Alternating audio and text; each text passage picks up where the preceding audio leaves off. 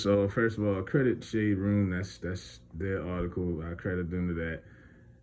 They had the funeral service today. Tyre Nichols in Memphis. It looked like it was nothing short of a circus, which I kind of thought it was gonna do. They were gonna do anyway. It was streamed on multiple platforms. They had Kamala Harris out there, the vice president, slurring her speech, sounding like she's drunk, demanding fake black politics that we know aren't gonna happen. She said we're gonna have a George Floyd bill act passed. Y'all still ain't got a bill to protect black people in Buffalo after what happened with that massacre at the grocery store. Y'all still ain't did none of that. But to soothe people, because they know black people are really emotional right now, they want to get up there and say everything that sounds right to make the family and make black people feel better. But it was all what they call like smoke and mirrors. Benjamin Crump, that's the attorney, the Black Lives Matter attorney. He usually gets these families paid really well in these situations. That's about all he can do. He got Breonna Taylor's family like 12 million. I think George Floyd's family got like 27 mil. And speaking of George Floyd, this is when Steven Jackson kicks in.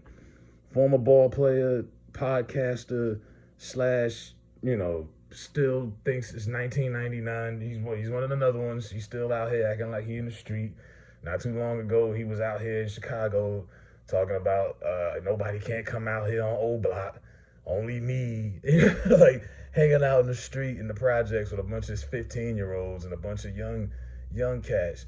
Instead of going out there and trying to say, hey, y'all, let's make a difference. If we're going to be out here all day standing outside, let's try to keep clean our neighborhood. Let's try to keep these little girls off the corner. Let's try to motivate our young boys to stay out the street, go in the house, do your homework, go to school. No, we're just going to continue to go on the same cycle and act like this means something. At 42, looking for street cred. Terrible.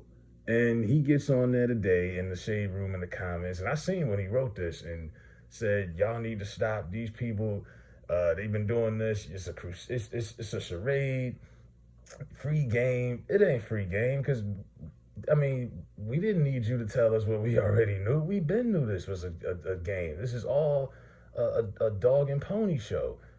Now, he was there. That's what makes this kind of funny, because he was there. You couldn't go anywhere in 2020 without seeing Steven Jackson right up there with Benjamin Crump, Tamika Mallory, and the whole BLM crusade. He was right there for everything, right? That was his twin. That was his best friend, he claimed, out of nowhere, which to me was just kind of odd. I'm like, so you mean to tell me you just was best friends with some random dude in Minnesota? Okay.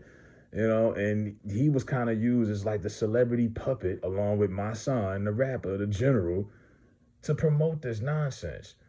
Why haven't you held these people accountable, Jack? You was right there, Jack. When these people raised $90 million during a pandemic, and you seen all these people from BLM buy houses and property and dip off, you was right there when this was happening.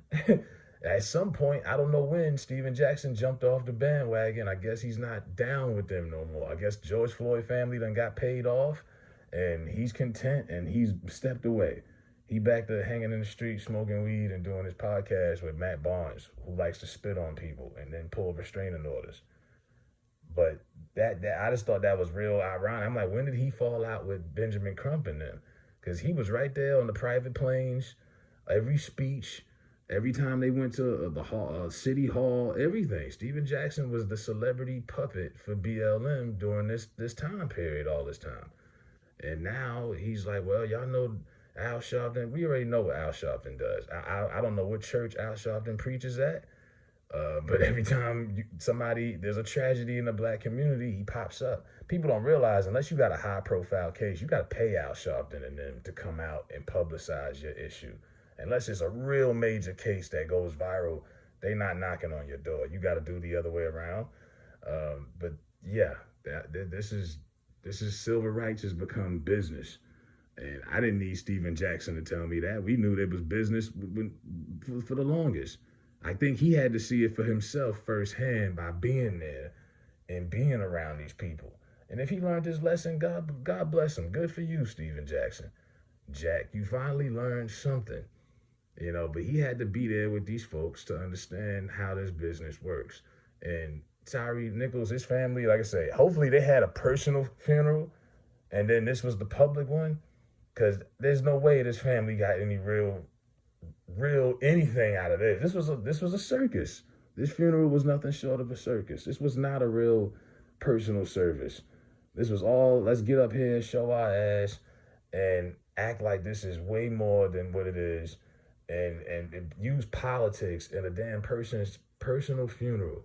It's like when Aretha Franklin died, Michael Eric Dyson was up there talking about Donald Trump during he got 15 minutes to speak at a legendary person's funeral from his hometown, and you spent 10 minutes of your speech talking about politics, insulting Trump. Like, at some point, your message should be focused on the person of the loved one, the person that's gone, that we're here to honor. When you start putting in all this extra stuff, you could leave that for a podcast or an interview somewhere else. I just don't think that's just classless to me. And you've seen a lot of that today at that funeral service down in Memphis. Like I say, nothing short of a circus. That I already knew how that was going to go down. But yeah, Steven Jackson has apparently turned in his BLM card. He is no longer affiliated with them, and he putting us up on free game.